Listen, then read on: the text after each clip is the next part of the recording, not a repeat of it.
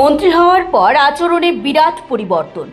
সদ্য মন্ত্রিত্ব পাওয়া বিজেপি নেতা কিশোর বর্মন এখন একের পর এক বিতর্কের শিরোনামে। কখনো সাংবাদিকদের প্রকাশ্যে অপমান, আবার কখনো সংবাদ মাধ্যমকে শত্রু বলে কটাক্ষ।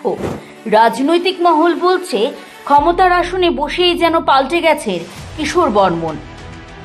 কলকাতা থেকে রাজ্যে এসে রাজ্য রাজনীতিতে নাম লিখিয়ে 2023 সালে নলছর বিধানসভা কেন্দ্র থেকে জয়ী হন তিনি। বিজেপির বিধায়ক হিসেবে নির্বাচিত হওয়ার পর 2025 সালের জুলাই মাসে উচ্চশিক্ষা দপ্তরের মন্ত্রী হন তিনি। কিন্তু মন্ত্রিত্ব পাওয়ার পর থেকেই তার আচরণ নিয়ে ক্ষোভ বাড়ছে বিভিন্ন মহলে। কয়েকদিন আগেই মেলাঘরের এক সাংবাদিককে প্রকাশ্যে অপমান করেছিলেন তিনি। আর এবার ভরা সভায় বক্তব্য রাখতে গিয়ে জানালেন বিজেপির 3 ধরনের শত্রু রয়েছে: বিরোধীরা, দলের ভেতরের শত্রুরা এবং সংবাদ মাধ্যম। তার দাবি তিনি মন্ত্রী হয়েছেন নিজের যোগ্যতায়, এক্ষেত্রে সাংবাদিকদের কোনো অবদান নেই।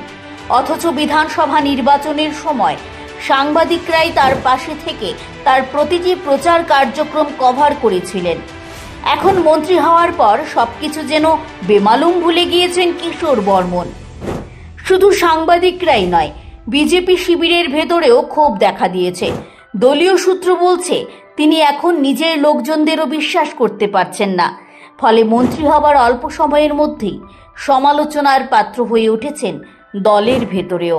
ক্ষমতায় এসেই সাংবাদিকদের বিরুদ্ধে ধারালো মন্তব্য, এতে সাংবাদিক মহলে যেমন তীব্র অসন্তোষ তৈরি হয়েছে, তেমনি দলের ভেতরেও সমালোচনার ঝড় উঠেছে।